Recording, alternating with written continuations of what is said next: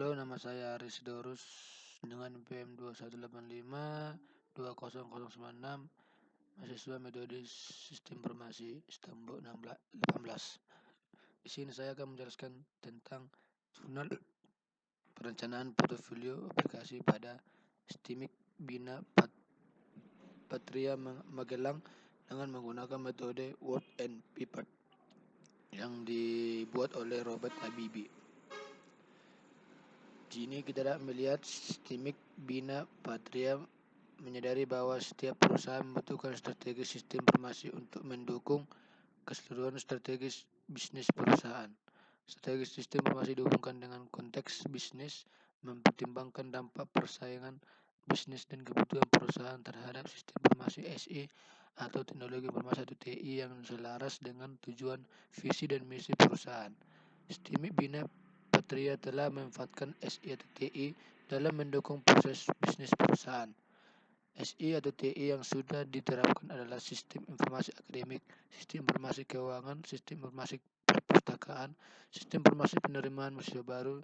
Seiring dengan perkembangan lingkungan serta teknologi dapat berpengaruh terhadap persaingan bisnis antara perusahaan. Analisis pada penerapan strategi SI saat ini perlu dilakukan untuk mengetahui manfaat strategis dan penerapan SI atau TI. Pengajian ulang bisnis ranking bisnis atau perlu dilakukan melalui analisis masalah bisnis saat ini dan perubahan lingkungan sekitar serta mempertimbangkan SI atau TI sebagai bagian dari solusi. Tujuan penelitian yang dilakukan adalah membahas tentang perencanaan portofolio aplikasi pada STIMIK Bina Patria dengan menggunakan metode Word and Paper. Berdasarkan akte notaris Hendrik Lebertus van Hoeven nomor 39 tanggal 31 Agustus 98, Yayasan Bina Patria Nusantara resmi berdiri bertempat di Magelang. Dalam rapat Yayasan Bina Patria Nusantara melalui berbagai pertimbangan dan saran dari koordinator Kopertris wilayah 6, maka diputuskan untuk mendirikan perguruan tinggi komputer yang yaitu Bina Patria. STIMIK Bina Patria menyadari bahwa dalam perusahaan dibutuhkan strategi sistem informasi atau SI untuk mendukung keseluruhan strategi bisnis yang dimiliki perusahaan. 2. Strategi SI dihubungkan dengan konteks bisnis dengan mempertimbangkan dampak persaingan bisnis dan kebutuhan perusahaan terhadap sistem informasi atau teknologi informasi yang selaras dengan tujuan, visi, dan misi perusahaan. Ketiga, saat ini STIMIK Bina Patria telah memanfaatkan sistem informasi atau teknologi informasi dalam mendukung proses bisnis perusahaan. Di sini kita dapat melihat tujuan penelitian yang dilakukan adalah membahas tentang perencanaan portofolio aplikasi pada STIMIK Bina Patria dengan menggunakan metode OMP4. Metode analisis dalam penelitian ini menggunakan analisis SWOT, analisis lingkungan eksternal atau Porter, analisis lingkungan internal atau Flowycen, analisis Criteria Success Factors CSFS, analisis strategi perusahaan. Ketiga, hasil penelitian ini berupa rekomendasi portofolio aplikasi sistem informasi di masa mendatang yang terpetakan ke dalam 4 kuadran atau MC-Fralan strategis grid aplikasi, yang yaitu aplikasi strategis, aplikasi high potential, aplikasi key operasional, dan aplikasi support. Di sini kita dapat melihat metode yaitu metode Word and Paper, dan ini merupakan gambar atau diagram dari metode Word and Paper. Metode ini menggunakan metode Word and Paper. Dengan metode ini dapat mengetahui kondisi investasi SITI masa lalu sampai pada saat ini, menangkap peluang bisnis baru dan meningkatkan keunggulan kompetitif perusahaan seiring dengan perkembangan kondisi internal perusahaan. Dan di sini kita dapat melihat metode Word and Paper terdiri dari tahapan masukan dan tahapan keluaran. Tahapan masukan adalah analisis lingkungan bisnis internal mencakup aspek-aspek strategi bisnis saat ini, sasaran, sumber daya, proses, serta budaya nilai bisnis perusahaan. Yang kedua ada analisis lingkungan bisnis eksternal mencakup aspek-aspek ekonomi, industri, dan iklim persaingan antara perusahaan. Yang ketiga ada analisis lingkungan SITI internal mencakup kondisi SITI perusahaan dari perspektif bisnis saat ini, bagaimana kemateriality, bagaimana kontribusi terhadap bisnis, keterampilan sumber daya manusia, sumber daya dan infrastruktur teknologi, termasuk juga bagaimana evolusi dari SCTI yang ada saat ini. Dan yang terakhir keempat, analisis lingkungan SCTI eksternal mencakup tren teknologi dan peluang pemanfaatan serta penggunaan SCTI oleh kompetitor, pelanggan dan pemasok.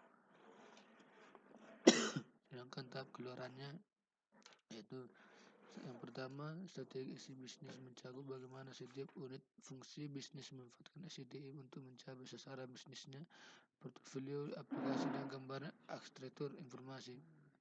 Yang kedua, strategi TI mencakup kebijakan dan strategi bagi pengelolaan teknologi dan sumber daya manusia SCTI. Strategi SCTI mencakup elemen-elemen umum yang dilakukan melalui perusahaan untuk memastikan konsistensi penerapan kebijakan SCTI yang dibutuhkan. Sini yang ada metode analisis, dan sini ada beberapa teknik metode analisis menunjukkan dalam perjalanan strategi pada metodologi ini adalah ada analisis SWOT, ada analisis Porter, ada analisis value chain, ada analisis Cartier success factors, ada analisis strategi perusahaan, dan ada MC friend strategi grid. Dan ini dapat dilihat ada hasil dan pembahasannya. Itu portofolio aplikasi saat ini. Di sini lagi dilihat ada tabel yang berisi aplikasi dan deskripsi, dan aplikasinya itu Siakat, CQ, Cyprus, SIP, MB. Deskripsinya ada Siakat menyediakan layanan informasi kepada mahasiswa terkait dengan kegiatan akademik seperti indeks prestasi semester, indeks prestasi akademik, jadwal kuliah dan ujian presensi kuliah, dan informasi penyaluran SP. SQ adalah aplikasi berbasis web yang digunakan untuk menunjang proses administrasi pembayaran biaya kuliah. Perpus adalah aplikasi berbasis web yang digunakan untuk menunjang proses administrasi perpustakaan. CMB adalah aplikasi yang digunakan untuk menunjang proses administrasi penerimaan mahasiswa baru. Dan di tabel 2 ada bagian portofolio aplikasi saat ini dalam Kudran, dan terdapat inilah gambar contoh tabel tersebut. Nah,